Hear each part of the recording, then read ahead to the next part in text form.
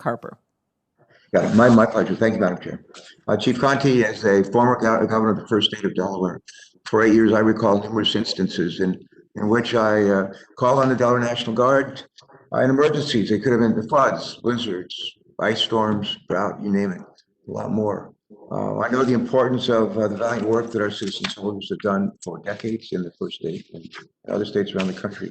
As we have learned, in contrast to literally every other state's National Guard in the country, the DC National Guard operates differently. And I'm convinced if someone had been able to activate the DC National Guard and have 1,000 or 2,000 guardsmen and women deployed at the Capitol in a timely way on the 6th of January, this death and destruction would not have occurred. The leader of unlike all the states of the 50 states that we have, the leader of the District of Columbia is not empowered to activate the DC National Guard during an emergency. That's one of the reasons why I've worked for years with Congresswoman Eleanor Holmes Norton in support of legislation to admit Washington, D.C.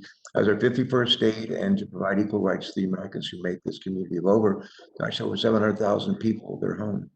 Here's a question, Chief Conte, in your testimony, you highlight that a request for DC National Guard assistance at the U.S. Capitol on January 6th would have had to have been made by the U.S. Capitol Police with the consent of the U.S. Department of Defense. Can you just take a minute to explain that process and why Mayor Bowser is not able to request DC National Guard assistance when federal installations and property as well as human lives are threatened in the district that she leads? Please go ahead. Yes, thank you for the question. Yeah, so the mayor does not have full authority over the National Guard to include their activation or deployment. When the mayor, we make a request as the District of Columbia, we make a request, we send that to the federal government. Ultimately, the Secretary of the Army receives that request. There's a whole approval process that request has to go through in order for National Guard resources to be deployed to the District of Columbia.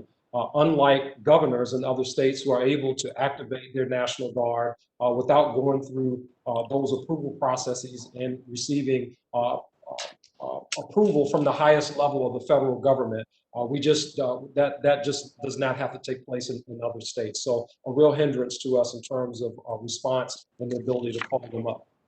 Thanks for that response. Could you just take a minute to share with us your thoughts on whether having the DC National Guard under the command of a mayor or even a governor of a neighboring state might help the DC Metropolitan Police in coordinating with federal authorities to better protect the city and its citizens, and along with federal installations during assault like the one we experienced on January the 6th?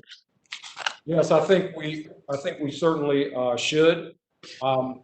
We know even on that day, on January the 6th, prior to any movement of the National Guard from the assignments that they had been given, the traffic posts, again, that required approval at the highest levels of the federal government to include the Secretary of the Army and the Secretary of Defense in order to just move the National Guard or change of mission in essence. So yes, I think that should certainly be something that falls under the mayor's authority.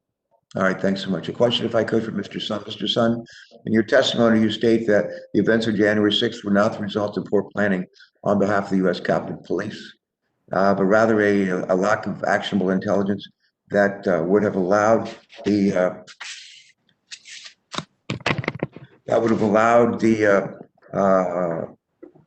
let me start over. But rather a lack of actionable intelligence that would have allowed the U.S. Capitol Police to properly prepare.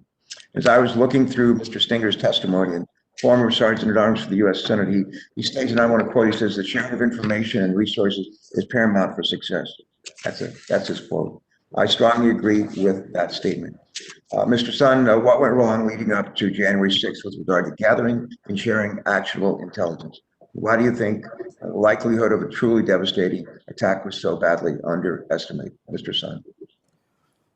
I think as you start to hear from some of the federal agencies on the investigations that are currently going on, where they're finding evidence that this was a coordinated attack that had been coordinated among numerous states for some time in advance of this, that's the information that would have been extremely helpful to us. For them to detect some type of level of coordination that would have given us the indication that we're going to see more than just a may become violent, may be inclined to violence type of preparations. You look at it now, you see, knowing what occurred, you see what type of resources were brought to bear around the Capitol. That type of information could have given us, sufficient advance warning to plan for more of an attack such as what we saw. The great Paul Newman movie, Cool Hand Luke. That line you probably, a lot of people, certainly in my generation, remember. What we have here is a failure to communicate. That was right at the end of the film. What we have here is a failure to communicate. Do we have a failure to communicate here? I'm not one who's crazy about like pointing fingers and assigning blame, but to whom do we assign that failure to communicate? I believe that question's for me, sir. What I look at is, we have a process for communications, and it being a consumer of intelligence, I look at it more of, I think there's a failure of having a wide enough lens to look at what are the current threats that we're facing in a nation now from some of the domestic extremists. I think the communications processes are there. They need to be worked on a little bit, but I think the intelligence community needs to broaden its aperture on what information it collects.